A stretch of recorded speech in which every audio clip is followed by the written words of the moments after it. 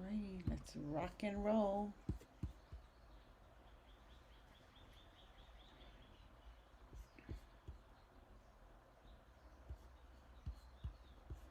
Hello, everyone. Welcome to your February NYCP Talking Circle. We're just going to give a few more seconds for everybody to get their audio on, and then we'll get started. A couple more people getting fully joined.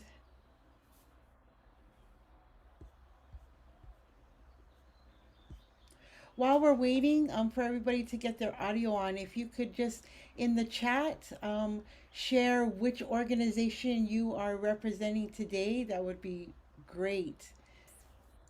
So go ahead and put in the chat again what organization you are with.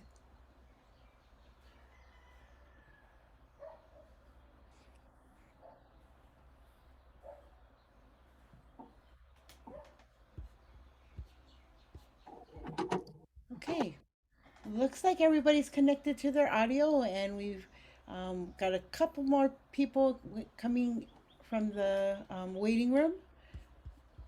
Just get them all admitted and we'll get started. Thank you. Again, if you're just coming in from the waiting room, what we're doing right now in the chat is having everybody share which organization they are representing today. We have a couple more people joining.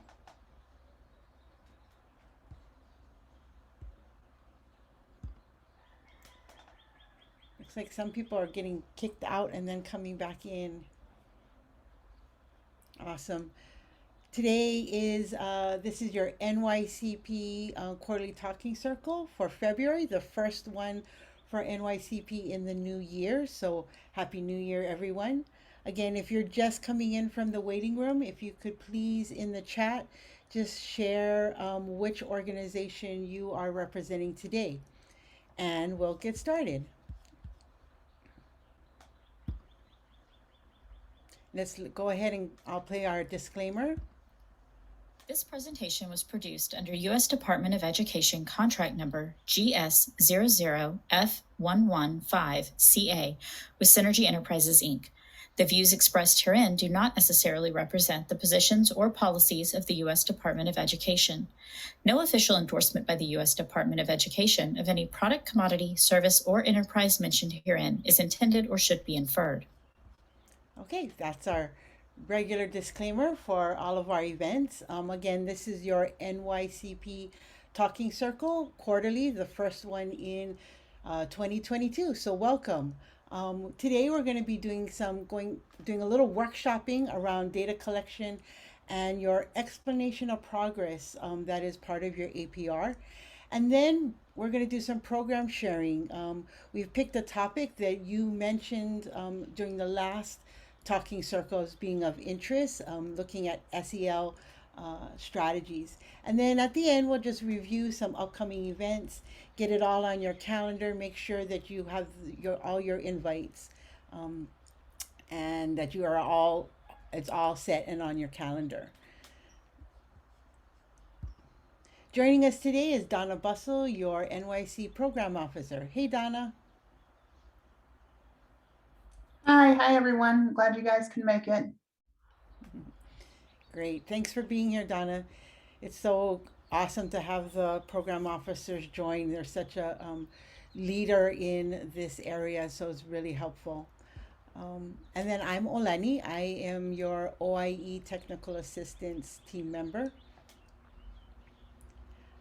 I just want to take a moment again. If you're joining us, just joining us, if you could go ahead and in the chat, just go ahead and put the organization that you are representing today. Let us know which organization you are hailing from today. as well as I'd love to get a little sort of like temperature check. This is a little SEL strategy you can use via if you are doing classes on Zoom. If you could go ahead and on the bottom in your chat, there's a little smiley face. You can click on that smiley face, and a whole bunch of emojis pop up. If you could pick one emoji that best sort of exemplifies your mood today. I'm going to go ahead and put mine in.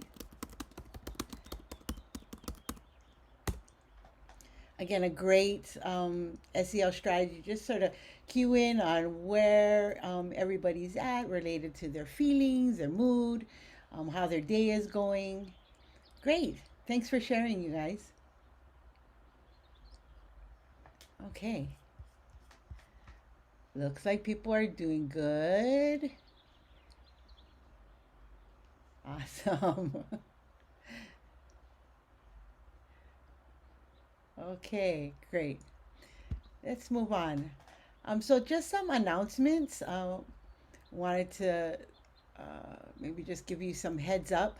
Again, Happy New Year. We haven't come together since the beginning of this new 2022 year, so Happy New Year. You folks should have received an invitation to the annual performance report webinar for NYCP, which will be March 17th. Your APR is due on April 29th, and the package will be available on G5 on March 1st. Also, Project Directors meeting is occurring virtually May 10th through the 12th. And then if you have any update for your indirect costs, maybe it's expired, you want to make sure you get that into Donna. Donna, was there anything else you wanted to share in this place of announcements? No, I don't think so. Not for the announcements, but I did send out an invite if you wanted to do a one-on-one with me. I've met with a lot of you already, probably most of you that are on here. But if you want to go over anything or just talk about anything, how your program's doing, challenges, successes, you had an invite through Calendly. But if you don't see that anymore, just go ahead and shoot me an email and let me know when some available times are for you and that you'd like to get together and just have a little one-on-one. Awesome. Great. So I really want to encourage you again. Staying in communication with your program officer is really helpful. It brings them along in both your successes and challenges. And so you know when you get to the end of the year, there's nothing that they don't know about, and nothing should be shocking or they've been brought along in your program. So that's a great opportunity. Okay, let's move on. So we're going to do, in the first part, we're going to do a little workshopping around collecting data as it relates to your two GEPRA measures. The one is objectives met, so really the percentage of the annual measurable objectives as described in your application that are met. And then, of course, your GEPRA number two, which is to increase in community collaboration. And the language around that is really the significant increase in community collaboration efforts that promote college and careers of Indian children as measured by increases in the number of active community partnerships. So I'm sure most of you are very familiar with these GEPRA measures. But I'd love to sort of take some time to share with each other what these measures mean to you and how you are collecting data. So when we look here, the percentage of annual measurable objectives as described in the application that's being met. This GEPRA measure is based on your annual measurable objectives. So that's a good question. I'm going to leave it as that. And then what do you ask to you and pose to you the question of what do you consider your annual measurable objectives? That's really the first question. You can go ahead and come off mute or put in the chat what objectives you use to determine this GEPRA measure. Are they your performance measures, or are they other maybe measures, objectives that you included um, in your application, but don't aren't necessarily reflected in your performance measures? If any of you want to share.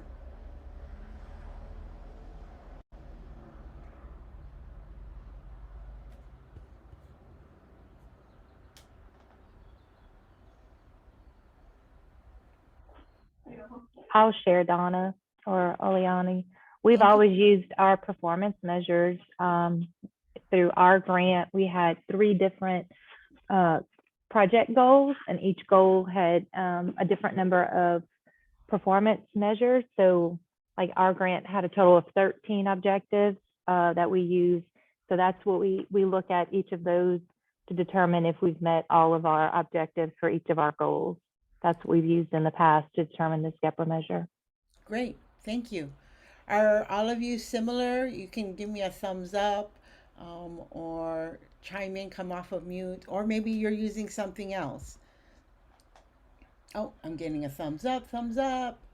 Yeah, okay, so it looks like a lot of you, let's see, well, 2 of you are utilizing. Is there someone using other objectives to measure this GEPRA?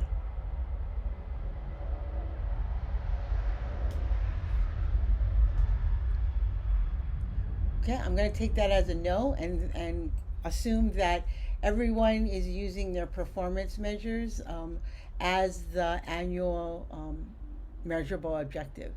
And then when we get into the actual how we measure, and when you get into like on your APR, you have to do the explanation of progress.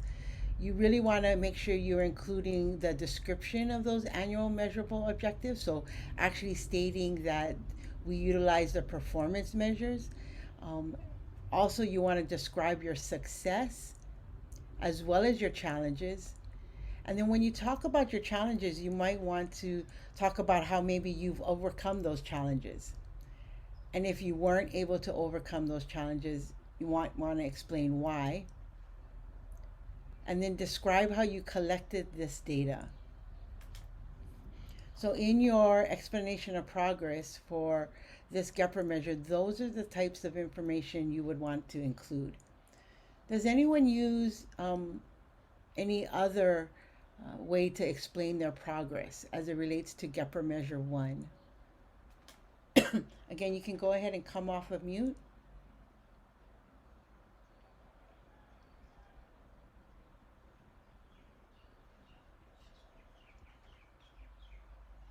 No, everybody's all good?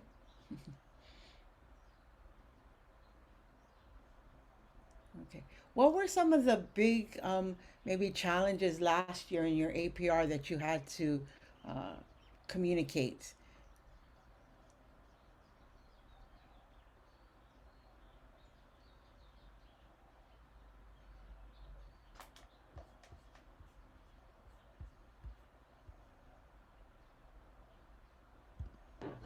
Hello, this is Elsie with the Euro Tribe, and some of the challenges included just, I mean, we've been talking about it for a while, but COVID and making sure that we are serving as many students as we reported that we could, and reaching out in various ways to make sure that that contact still happened. So those are challenges, and overcoming them, trying, virtually doing things in pods with different groups. So trying to overcome and, spend down the money, but not spending it just to spend, because that's not helpful to anyone. So thank you. Yeah. No, thank you. And I love the connection you made to the actual funding, making sure that you're providing services, but also that it's connected to funding. Serving students in the current environment, yeah, it is the number of students served. Yeah. I'm sure most of you wrote your proposals for the grant prior to COVID. And so, you've had to really make a lot of adjustments to delivery method, and probably also, some of your services as well. Multiple ways to serve students to fit their learning. Did someone want to say Yeah, something? I Yeah, go had a ahead. question. Oh, did I interrupt something? Nope, go for it. Okay, I was wondering because I look at all of your APRs and your goals and objectives, and there are a few of you who have attendance or state testing. Are there any schools, because I know there's some schools who just didn't do attendance at all, but I know there were a few schools who were able to gather attendance, whether, I don't, being on the computer, or how did some of your schools count attendance, or how are they doing it this year as opposed to last year when it was harder? And any type of state testing that may have occurred or didn't occur, how are they testing kids for where they began to where they are if there's no state testing going on? I know that's a loaded question, but it may help other grand. Yeah. Thoughts on that? How is that both attendance and state testing going with you for you folks? I'll chime in just for a minute again. We actually didn't use the state testing data. We use other measures that we have within our district to use different data that we have internally to do like pre and post, whether it's for academic data on math or ELA skills. And typically we do the progress monitoring 3 times a year. So sometimes we didn't have an entire year of data, but we had at least something that was at least for a pre form of data and a post form of data. So I would suggest if you're counting on using some type of state testing that may not occur, perhaps you have something internally that you can have some data to where you can show growth on that. And as far as some other things, we kind of did some surveys with students for like pre and post, just to give us some measurable ways to figure out whether or not we saw success, just as some suggestions. Great. That's a great suggestion. Others?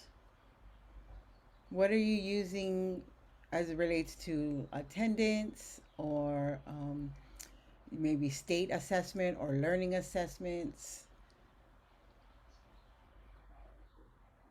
Alani, so Salt River had a similar situation to Mandy's. We did not have state testing last year. And this year we are supposed to be having state testing. But we also have our 3 times a year benchmarks that have been done consistently this year. So that measure will be able to be reported. And as far as our measures go, we don't do anything with attendance that we report right now. Mhm. Thank you. Thanks for sharing. So you're going to use the benchmark measures. Gotcha. That's great.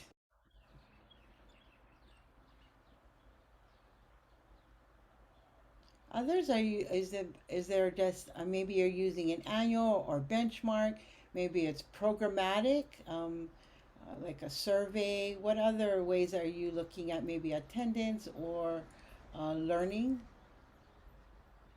increases, measuring it?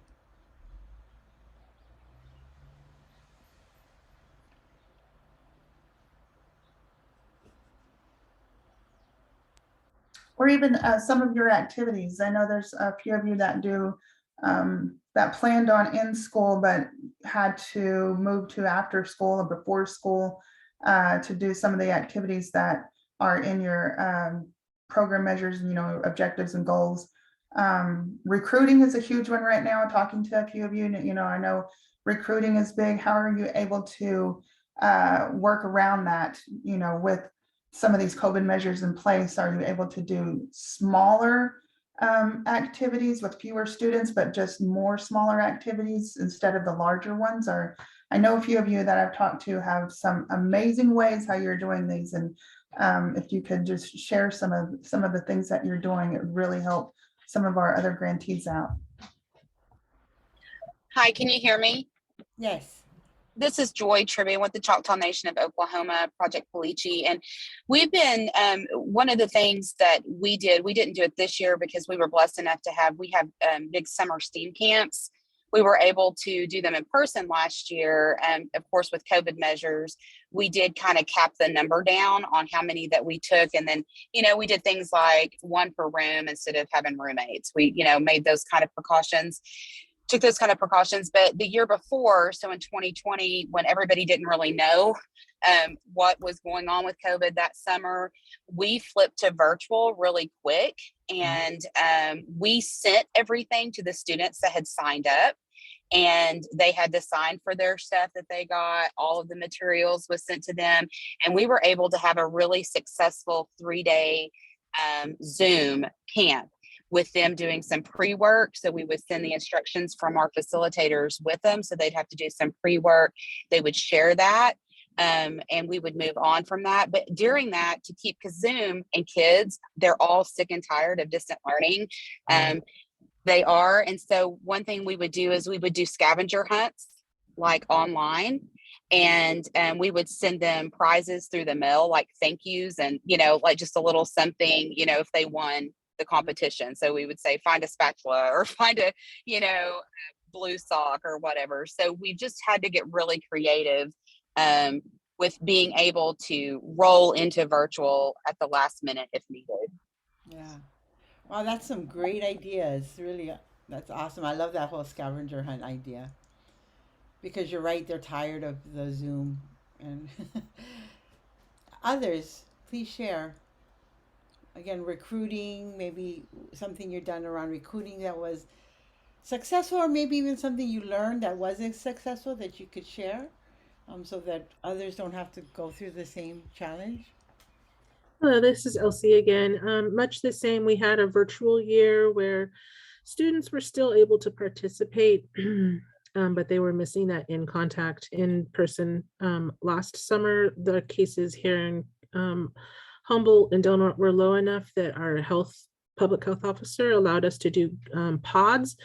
So the students were all able to get together in their pods, and we had to test everybody on a daily basis.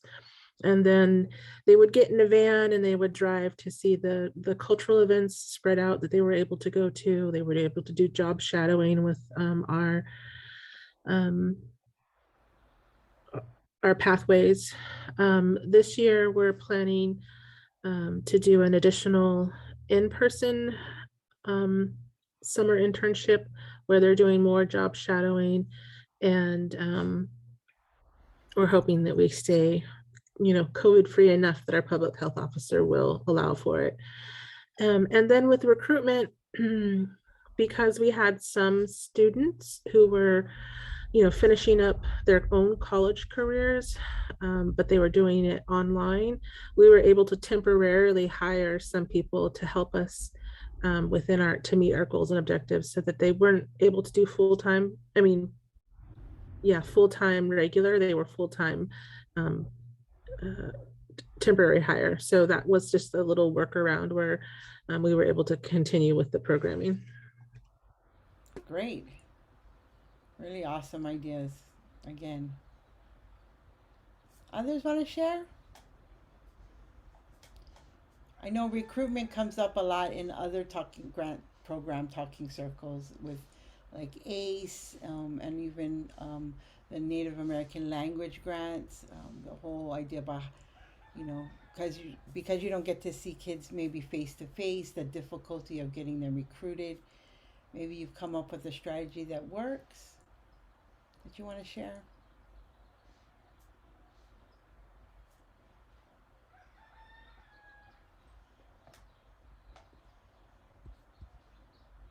No? Okay, so let's move on.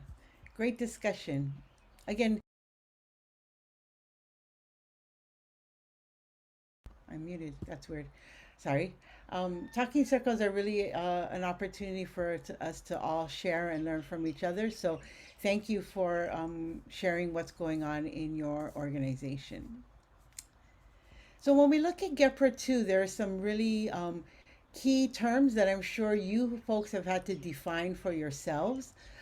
When you look at Gepper Measure 2, it's talking about a significant increase. And so maybe if you could just share how your organization defines significant increase. Did you start with a baseline and then maybe say 10% each year is a significant increase? How are you defining significant increase for this Gepper measure? Again, you can go ahead and come off mute or put it in the chat.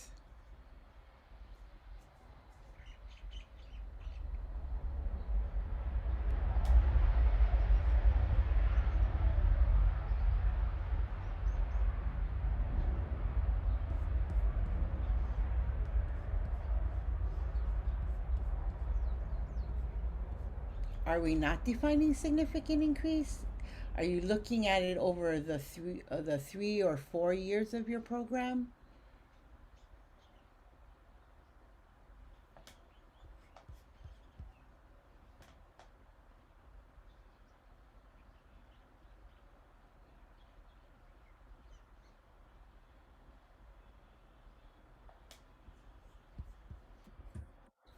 This measure too can be a little tricky sometimes, because it's, community collaboration that promote college and career readiness. And you all, and I've talked to, like, again, I talked to a lot of you and you do a lot. And some of it's more qualitative rather than quantitative because of the way that it's being done and, going, especially with COVID right now, not being able to have events, but you're still doing things and you're still, there's a grantee, I don't know, and I've talked to a lot of you in the past couple of weeks, but that sent people out, their staff out to the homes with materials for school or materials to help.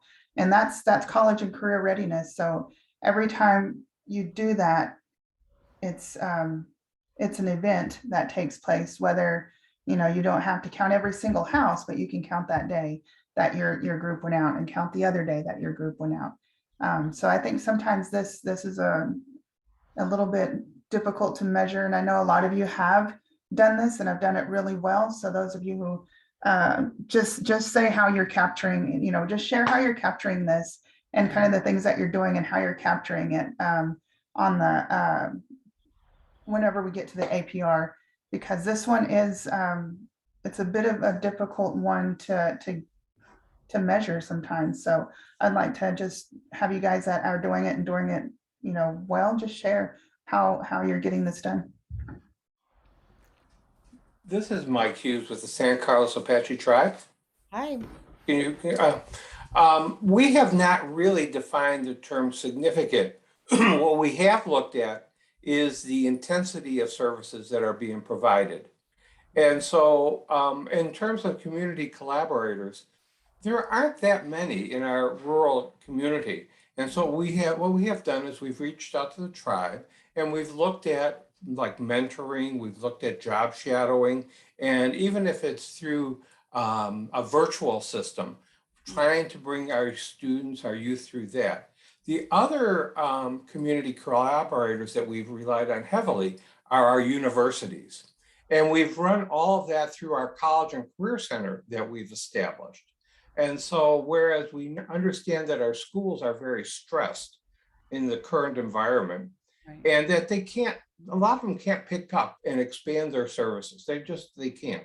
And so what we've done is we've incorporated that back into our College and Career Center, and we've utilized the Arizona State University, the University of Arizona, Northern Arizona University, expanded out to Grand Canyon, and then at Apache College. So that's what we've tried to do.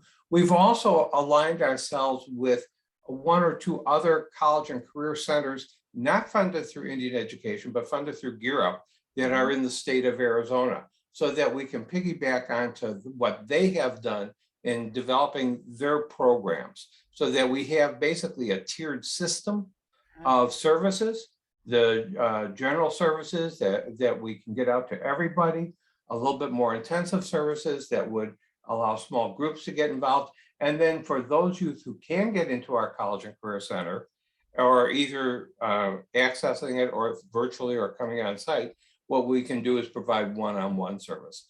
So I don't know if that answers your question, but what we have tried to do is outreach to those organizations that have the breadth and have some of the resources and also have it within their charge to support us. So that's what we have done. Thank you. Thank you for sharing. No, it does answer my question. I think it's how you are, attacking this and how it makes sense in your community, given your environment, the numbers of partners, and the actual programs that you're delivering. So thank you for sharing. It's it's sometimes really, I mean, these are really sort of broad GEPRA measures, which is good because it allows for you to interpret it for your environment, whether you're in an urban or a rural area, whether you have lots of partners or, an area that is like maybe a little isolated and it's hard to find partners. So it's got its definitely pros in the broadness of the language. I see in the chat we have other people sharing how they are defining both significant increase based on survey data, using 1718 as baseline, and then tracking schools that show an increase versus that baseline, I guess, versus that baseline data. Great, Yeah, thanks. hey, this is Nate with the Knock Inspired Schools Network. I can voice that over. Yeah, we have this consistent survey that we give once a year to all of the schools in our network, and all the students, and some go to families and educators as well. So we have multiple years of data, and we're kind of tracking that over time, over the course of the grant, in those different stakeholder groups to see if we're seeing increases. We're tracking some particular questions that relate to college and career readiness. So like, for instance, for students, we're tracking questions like, I feel like I'm on the right track to be prepared for college. So we get like some average scores over time at different school sites, and we can report on that. Yeah, that's great data to have, particularly over years. That's the beginning of building your evidence-based practices by having multiple years of data. So that's great.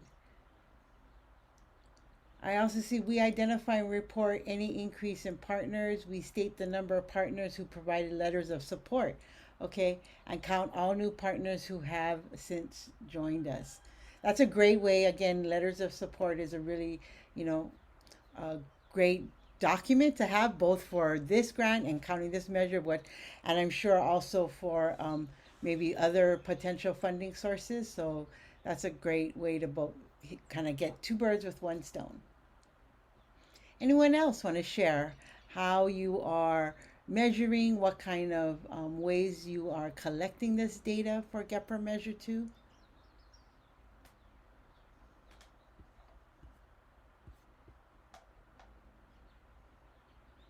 Okay. I did see that some people just joined us. If you just joined us, please go ahead in the chat and put the organization that you are representing today. That would be really helpful so we know who is all here today. Thank you. Okay, let's move on. So again, in your APR, every year you need to provide an explanation of progress. And so in that section, you really want to share what those of you who just shared, sort of how you're defining it, how you describing how your community collaborations promote college and careers of Indian children, and then also describing active community partnerships and how you have collected this data. So these are the elements that you want to make sure that you have in your explanation of progress, as well as, again, like if there were any challenges and how you overcame, and if not, if you weren't able to overcome those challenges, why? Are there any thoughts on this? Any questions about that? All right. Let's move on. Okay, so we're on to a new topic. So switching gears, never mind the GEPRA. What we're talking about right now is SEL, and this topic really comes from our last NYCP talking circle, where we asked you what types of uh, what types of topics did you want to talk about during this time, and we got several of you who wanted to sort of discuss SEL strategies. And so what we thought we would do was kind of just sort of look through sort of what you would call, I think, standard um, social emotional learning strategies that I'm sure many of you use already, but we'll just sort of go over them. And these are sort of widely used. Again, so the first one is the starting the day with a check-in and how are you feeling? Sort of what we did at the beginning of our session today. That's really great to do with students before you actually start any activity. It doesn't need to be time consuming or elaborated. Again, like you saw, if you're on Zoom, they can put up an emoji. Um, it could also be a simple giving a warm greeting to welcome each other. I know a lot of you do culture-based program, and so maybe you actually begin the day with a cultural protocol, maybe a greeting, and you bring all the students together, and maybe after that you could just do a temperature check of your students. That's one strategy. The other one is to use story time as a teachable moment or teachable moments. So whether it's reading from a book, an article, or telling a traditional or situation story, maybe something that's happening in the world or at school or within the program, storytelling is a perfect tool for exploring social emotional themes with your class. Also, sometimes things occur in class or in the community that you can also use as like a story, but also a teachable moment.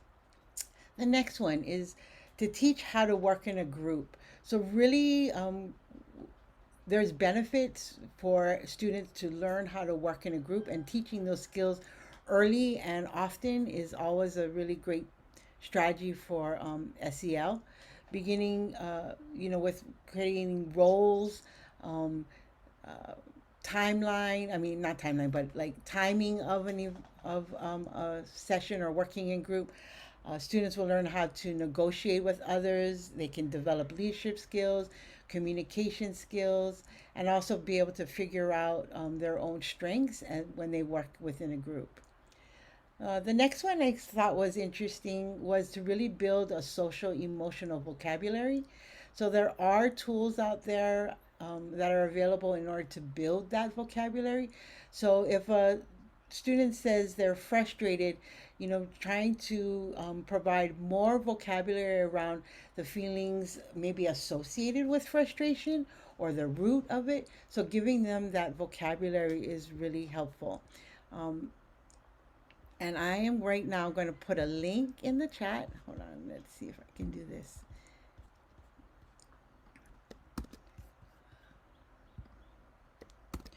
That can provide some resources around that vocabulary. The other thing is to make space for reflective writing. Now, this can be writing or it can also be, art or a way that a student actually can express themselves. So it doesn't just need to be writing. Give your students a time to journal, do free writes.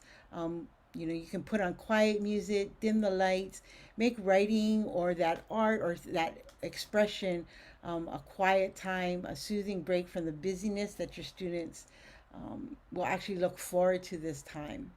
You can also come up with a menu of prompts, both again that can be expressed whether in writing or maybe even like doodling or drawing. The other one is allow for talk time. Give kids a lot of opportunity for structured and unstructured um, time to talk with one another throughout the day. Bouncing ideas off of one another or figuring out problems with a little give and take helps to build understanding and confidence. When your class is cracking up and getting wiggly, sometimes it's great to take a 5-minute chat break to just reset the class. Next one is to teach students how to manage conflict with peer mediation. Some of you, I think, were interested in or are currently doing peer mediation and teaching that skill for students to be able to resolve disputes, to find a place that they can actually meet privately and be safe and know that it's a confidential setting. That's always great, again, to set up that space for students. Also, this is really, I think, again, really appropriate in cultural settings, is to buddy up older and younger students. That's a real cultural practice to have older students teach younger students, much like the family dynamics. You know, getting kids from maybe high school to go down and if you're in a language program to teach the language or read a story to younger students. This has the older students feel important and can build confidence, and also the younger students gives them a great opportunity to feel special that an older student is actually spending time with them. Another great one is to teach students to work towards a common goal. You know, at the end, whether they are in elementary or to high school, developing shared goals and actions that can engage them in a sort of collective strategy is really helpful. Again, that can go from either, you know, from on the elementary side, maybe being maintaining the classroom. I know probably a lot of you in your spaces have maybe some tasks that students need to do in order to tidy up the classroom, giving them responsibility to maintain the classroom. Or maybe in the older grade levels, maybe they are actually engaged in project-based goal setting and project-based learning, and so there might actually be a goal there associated.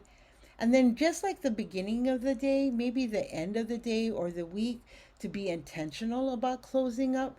Again, this is, I think, a very native practice, whether it's the end of each day or the week, is to come together to reflect on the day or the week, to check in with how the students are feeling, give them opportunity to talk about what went well, what was challenging, and just to sort of talk story and close the week and or the day.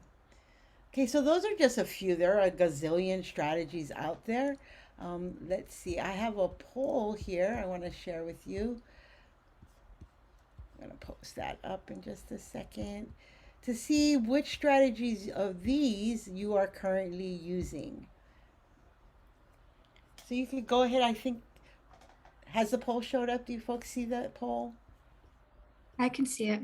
Okay, great, thanks. So if you could go ahead and just maybe select any of the strategies that you're currently using.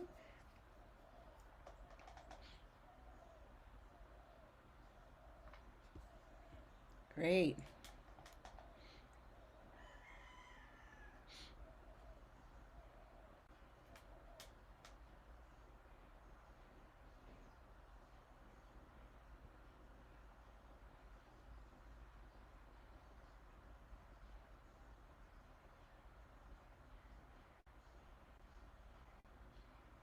Thank you.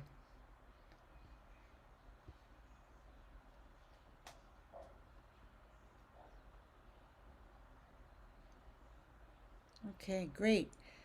Well, Lonnie, just while people are completing the survey, just Yeah. one comment about your point about budding up with older and younger students. Mm-hmm. This is Mike Hughes again with the San Carlos Apache Tribe. Yeah. One thing we found about the buddying up is that we really need to prepare our older students Yeah. to buddy up. Mm-hmm. They have to, and so to put them through a little bit of a training program, there'll be topics that'll come up that maybe they need to be able to address Yeah. and or not address. And so working with the older students so that they understand their role and how they can work with the younger students, the children. Also then debriefing with them on a regular basis and rewarding them through the debriefing. So making it a social system, a social atmosphere for the older students too. But that way then we can take the temperature of what's going on as they mentor and they work with the younger children. So that's just a comment. So. No, I love it. Thank you for providing that. I think that's really insightful and very, very helpful. You know, you don't want to just throw the older kids in with the younger kids. And thank you for that. Anyone else want to share? Maybe you're utilizing one of these strategies, maybe a lesson learned, maybe some, again, like Michael shared, some context, some maybe like preparation that you need to do with any of these strategies.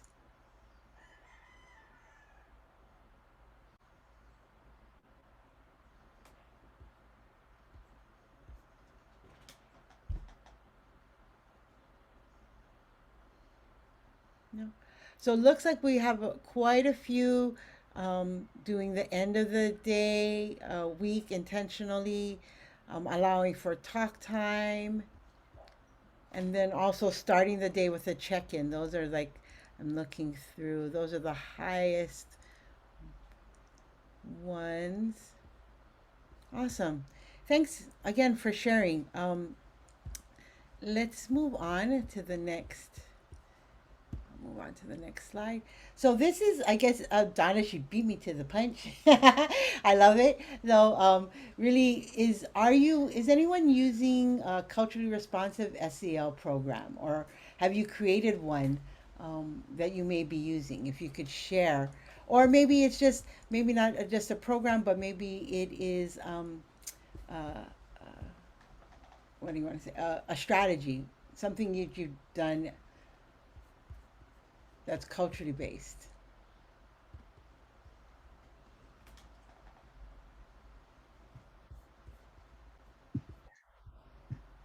Alani, at Salt River, we have started a trauma-informed professional development that started about 2 years ago. And it's monthly training where facilitators meet with their groups once a month, following curriculum that's put together by our main trainer who puts it together for us. But what it does is it allows us to learn some of this SEL strategies, but also to consider that within a trauma brain-based approach. And with it going to every staff, whether it's food service, bus drivers, teachers, it's consistently being discussed so that we become not just trauma informed, but hopefully trauma responsive to our kids. So that's what we're doing at Salt River. Yeah. Thank you for sharing that. I think it's, having that be organization wide and engaging everyone again is really, that's amazing. To just have everyone be on the same page. Um, Great. Anyone else? What you folks are doing um, relate to social emotional learning?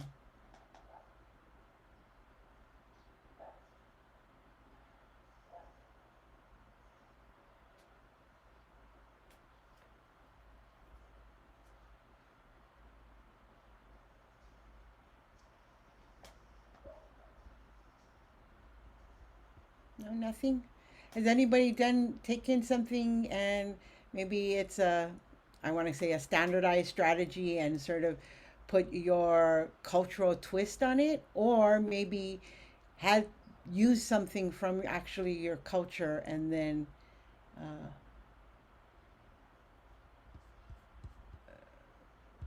utilize that for an SEL strategy?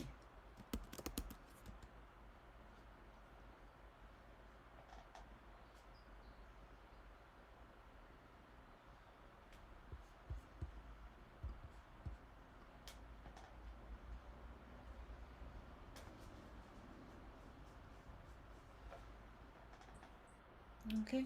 Hi, this is Ferdina. I would like to know, I see that somebody put allow for talk time. Mhm. I'd like to see how somebody would have done that. Okay. Well, we got quite a few who allow for talk time. So if anyone want to come on and share how you implement that strategy in your learning environment.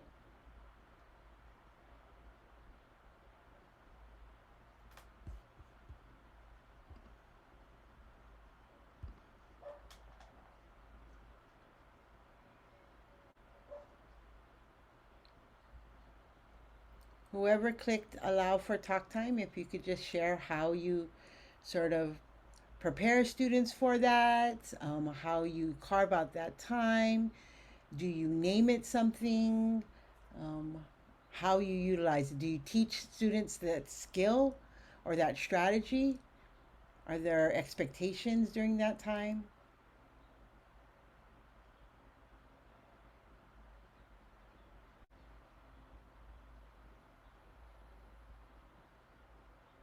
Okay, you guys, I see you over there. 70% said that you do allow for talk time.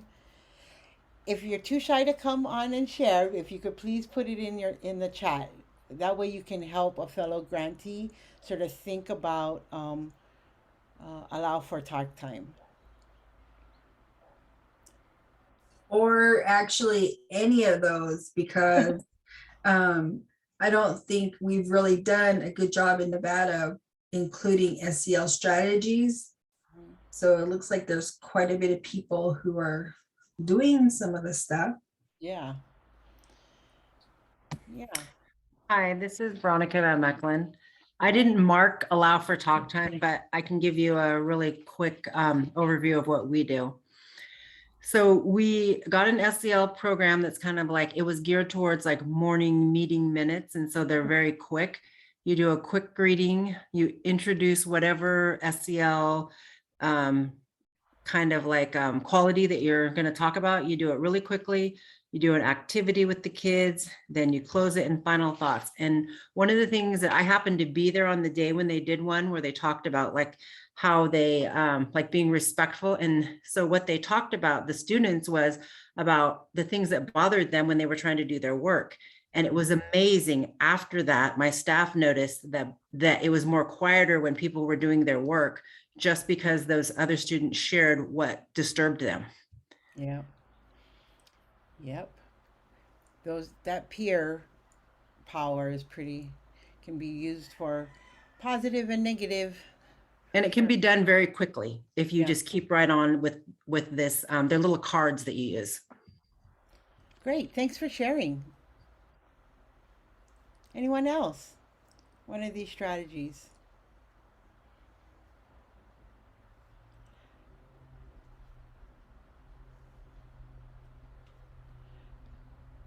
I know in the school I used to work at, again, we started the day, each day with a chant, a traditional chant. And then after that, a teacher would talk a little bit or have a student talk about a cultural value. And then they did a fast check in on, where they were with that value.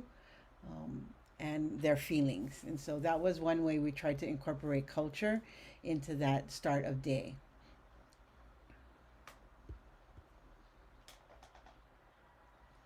Anyone else want to share? I think with all of these, it's probably good to sort of, like Michael was saying, is to teach students what's expected and to provide them some training and then to, be able to wrap it up at the end or after that. It gives them some real clear parameters. So, for example, allow for talk time. You might want to call it a silly name, talk time tunes or something. And they know that that means you've taught them that means 5 minutes, talking and, maybe on subject or off subject. And then when you call back, maybe they all come back and start back their work. But there should be some expectations taught through so that they know how that time is constructed. Okay. Anyone else want to share? Maybe again, really trying to see if there's anyone doing anything culture based. We got someone in chat. We utilize the school reform initiative protocols, SRI, all right, and modify the protocols in our classrooms. Students are utilizing a micro lab protocol that allows students to talk in small groups to work on their book projects together. Great. That's a great way to do the value of small groups. Nice. Thank you for sharing.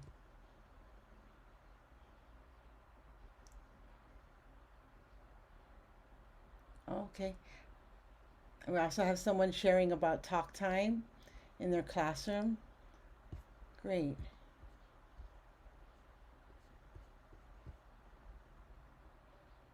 The cultural teachers taught traditional language prompts and word encouraging communication. Great. Thanks for sharing that. Okay, let's stop sharing that. Okay, let's move on. So, are there any questions? I know we've been sort of giving lots of space for talking um, with you folks. Also, if there are any, as you can see, we're really taking your topic ideas to heart and really sort of putting them into the talking circle. So, if you have any ideas about future talking circles that you want to make sure that, we bring up, please go ahead and put that in the chat, or you can actually come off of mute if you want to share something that you'd like to see or discuss with your fellow grantees in future talking circles.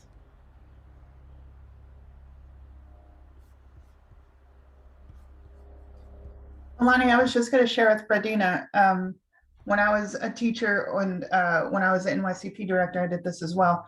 And I taught elementary, taught middle school, high school. I would always do just a small SEL strategy, and it depended on what grade level that I did this in, but we would just do, like Olani was saying, a check of your weather. And I did this with my staff when I was a director, because this, like I told a lot of you, this work that we do is sometimes can be difficult and it will weigh on your shoulders. So I would always do a weather check on my staff when we had staff meetings. So, and this is what I did with my kids, and it was just something really simple, but we would just come in and sit in our little circle or sit on the floor, wherever your kids or your staff want to sit, and in a corner, wherever they want to be, that's comfortable for them. And we had, it depended on, again, what grade level, but either a little stuffed animal or a bean bag, a ball, something that they can hold in their hand. Because, when you get nervous and you have to talk, you have a pen or you have something in your hand just to take your mind off of that you're talking. So we'd go around and we say, how is your weather today? And then you would start, the teacher would start, the director, your principal, whoever, and tell them how your weather is. Is it sunny? Is it cloudy? Is it, are there tornadoes happening? Is there a hurricane, or are there just rainbows and sunshine all over? So you would explain your weather, and then you would pass the whatever you're holding on to the next person, but you would make it specific. You would tell the expectations. I always call them expectations, not rules, in my classroom and with my staff, that the expectation is whoever has whatever they're holding, it's their time to talk. It's their time to talk about their weather. Everyone's going to get a chance. Because even in staff meetings, you guys know that there's always someone that's going to interrupt. So they had their little time, and they had their whatever we were holding, their tangible object, and then we'd give it to the next person. And we would do that once a week at the beginning of the week, or when I had staff meetings, and everybody would go around. I didn't care how long it took for the kids, because that was their time. If it took, if it ran into my teaching time, then I'll make it up later. If it ran into our staff time where I needed to get things said, we'll make it up later. It was more about how you're feeling and getting to know them on that level.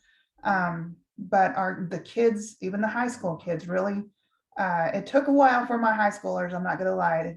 It took a while for them, but then they got a little comfortable because it was a safe space for them to go around and say how they were feeling.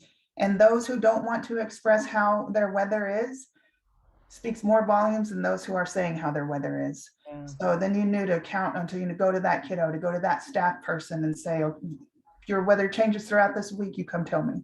If your weather goes from sunshine to tornadoes the next day, we'll take a break. So that is one simple little SEL thing that I didn't go into depth. I didn't read all this research. I didn't take a meta-analysis, data collection on all of it. I just connected with them on a simple little level. I don't know if that helped, but. That's awesome. I love the whole weather thing because it's not necessarily so like doesn't seem so personal, right? It's sort of it. I love that. That's a really great. Great. And Maybe I we think should start doing that with NYCP talking circles. there you go. Advertise others. I will put that on my list. I will definitely put that on my list. Um, so don't be surprised if next talking circle I'm gonna ask you how's your weather. Get prepared for that.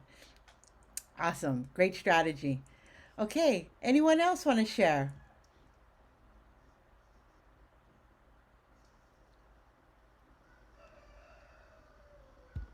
Alrighty, moving on. So this is sort of the our wrap up slides. Again, we just want to remind you to save the date. The project directors meeting is coming up on May 10th through the 12th. Again, it's going to be virtual. A lot like last years, if you attended last year's, but some exciting changes as well. So we look forward to your participation in that. And don't be surprised if we reach out to you and ask you to participate, whether it's on a panel. We're organizing showcases and also demonstrations. So when we reach out, please, I hope that you want to participate. Again, it's just an opportunity to share with grantees what amazing work you folks are all doing. And then some upcoming events. Again, here are our NYCP talking circles coming up. We also again have the APR webinar. Again, you should have received that invite.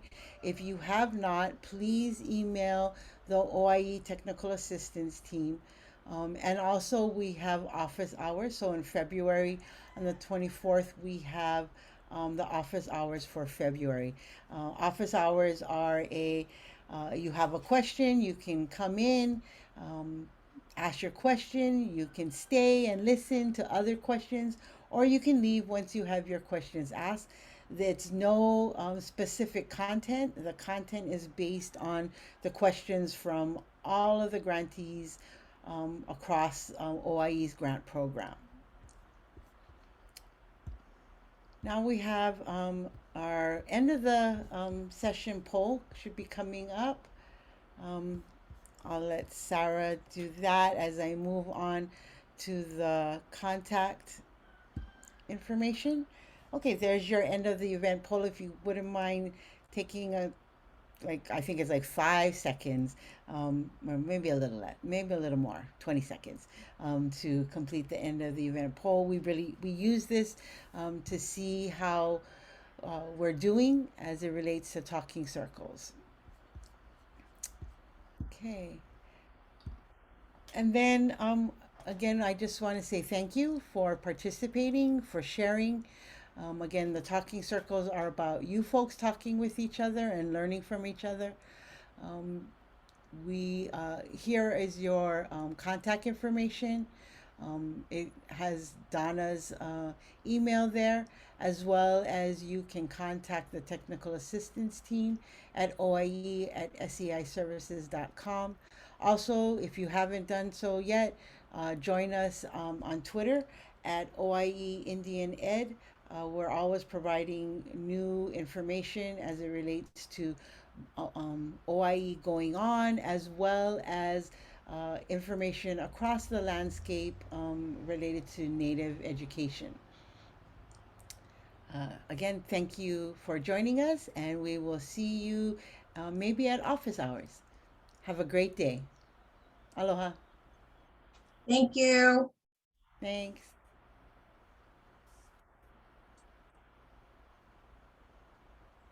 If you didn't put in your organization that you're representing, please make sure to do that before you leave.